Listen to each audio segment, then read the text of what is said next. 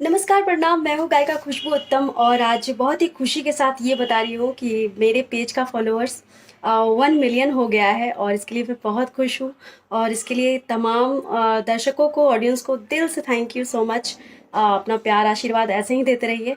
और एक और बात मैं कहना चाहूँगी कि अभी मैंने एक न्यूज़ देखा जिसमें एक बदतमीज़ फीमेल सिंगर है, दिहायती बदतमीज और मतलब सीनियर आर्टिस्ट का कोई कदर नहीं है और सिर्फ वो समियाना का चोप ही जानती है। और पता नहीं उसको समियाना का चोप कितना उसको गड़ रहा है, कितना उसको लग रहा है कि बार बार वो हमको मतलब पोक करती रहती है, बार बार वो हमको टॉन्ट करती रहती है। अ, समियाना का चोप जगह पड़ जाता तो फलाना ठिकाना। अरे यार, तुम्हारी तरह मैंने गाली गलौज नहीं गाया है। और मुझे और एक और बात बता दूं मैं तुमको, बदतमीज लड़की, कि मैं अपने सीनियर कलाकारों को रिस्पेक्ट से नाम लेती हूँ। ठीक है ना? मैं उनके साथ काम करूँ या ना करूँ, मैं उनका नाम रिस्पेक्ट से लेती हूँ। पढ़ी लिखी हूँ, अनपढ़ गंवार नहीं हूँ मैं। ठीक है? और बार बार तुम जो समियाना का चोप बोलती हो ना, तुमको बहुत लगता है गड़ चुका है समियाना का चोप।